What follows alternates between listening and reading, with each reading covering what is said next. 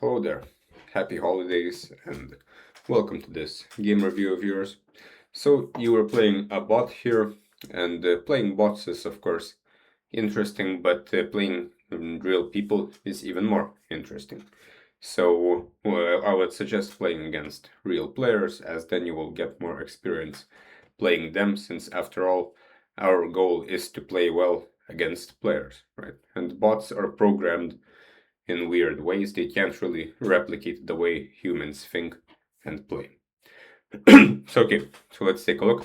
So the opening principles went quite well here, and you developed the pieces quite nicely. Control over the center is also a big deal.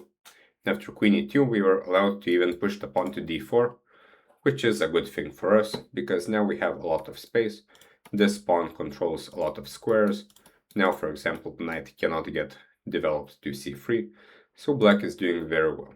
Knight c6 developing another piece, knight f3 and bishop g4 developing another piece, and after h3, already here, already on move 7, we could have won the game by using some tactics, and these tactics work out because the opponent is not developed and we are, and here the move d3 is very strong.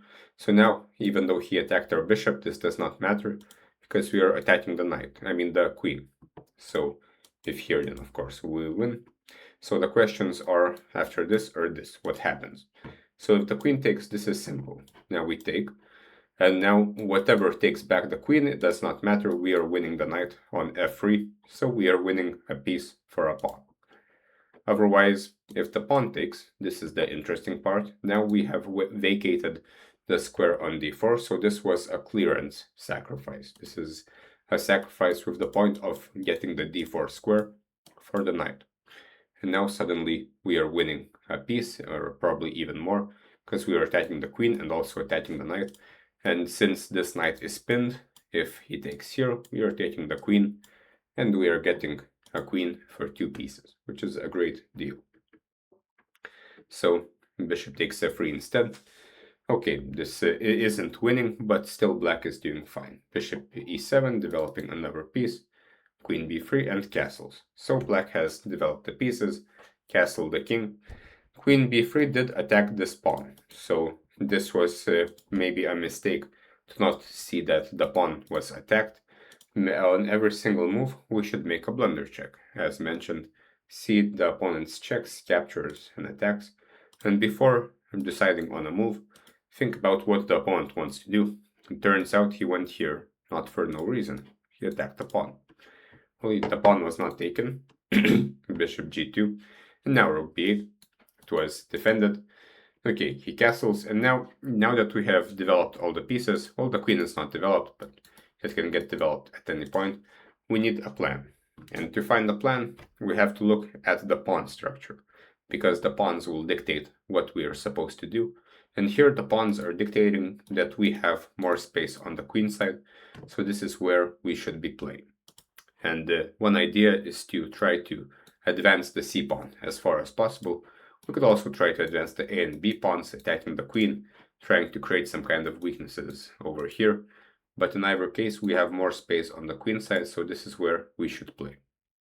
So knight a5 was played, but this whole idea of trying to attack the queen to take it, it's not a very good way to play chess, because this will only work if the opponent doesn't see that the queen is attacked, right? Now the opponent moved the queen, and now why is our knight on a5, right? We could use this fact to now move the c-pawn. As the further up it is, the better. This also defends the knight and defends the pawn on e5. Next we can play a6, b5, and again advance our pawns on the queen side with the eventual aim to either play d3 or c3 or something else. In either case, making a lot of progress on the queen side. But now black did not make a blunder check, and after b6 the knight is defended, but this pawn is not. So if we don't see c5, then let's at least play knight c6, because again, checks, captures, and attacks. There is only one capture to think about. Unfortunately, the queen is taking the pawn. Instead, white played b4. Now the knight is attacked, so it has moved.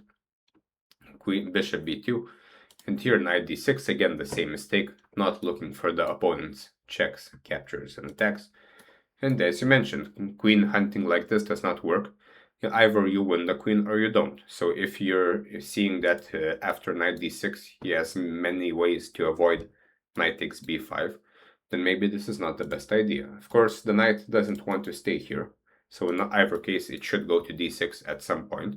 But now this move simply does not work because queen takes c5. So this is the most important thing, right? Okay, knight d6, queen takes e5.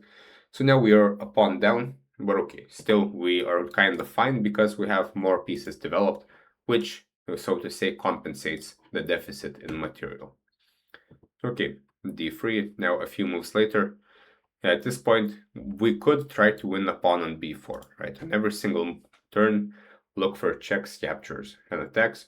And here, there is a capture here, but it does not work, which you probably saw because of queen takes b5, and we have lost a knight. So we can first play h6. We're trying to kick off the queen from the 5th rank, queen f5. And now you mentioned you did not like g6 because it will weaken your pawn structure. But as we've talked before, we must think firstly about concrete things, very concrete things. The most concrete thing we can think of is material. Material can be counted on the board. And currently we are down a pawn, which is a big problem in the long term. So we should either get something abstract, like an initiative, an attack or something concrete. And this was a chance to get something concrete, because now the queen must go to f3, and we can take this pawn. So is the structure weakened for the king? Yes, slightly. But how is white going to use this? This knight is defended, the king is fine, but the pawn has been won. So this is a concrete pawn, and after this pawn we can even start using the open c file. So we cannot avoid a move such as g6 on such a general basis, like weakening the pawn structure, when we see that we can win a pawn. If you did not see this, then yeah, g6 is not really necessary. But here we could win a pawn. Okay, queen c8. Now we exchange queens. Generally, we should not exchange pieces when we are down material. Now the knight goes back. Maybe the knight should have went here, more active, right? But okay, a few moves later, white attacks our pieces a little bit, and eventually we get one pawn back. And after knight d7, we are getting another pawn back. And now white decided to give up the rook for a bishop. So now he attacks the knight, and now we are up material, right? So this is important to understand. We were down material a little bit, but now we are up. So the first step in realizing a big material advantage, for example, here we have a rook for a bishop, we should consolidate. In other words, we should stabilize the position and try to not blunder anything. So now, again, ask yourselves, what's the opponent trying to do? Well, he is clearly trying to take your knight, right? And you played rook e1, and as you mentioned, you did not handle the threat. You exchanged rooks. Again, abstractly, kind of positionally, this is maybe a good idea to exchange rooks, since we have more material. But all of these abstractions do not matter if at the end of it we are losing a knight, because this changes the whole position, right? So this is the issue that we have to solve. We cannot think about anything else while we have not solved the issue of the attacked knight.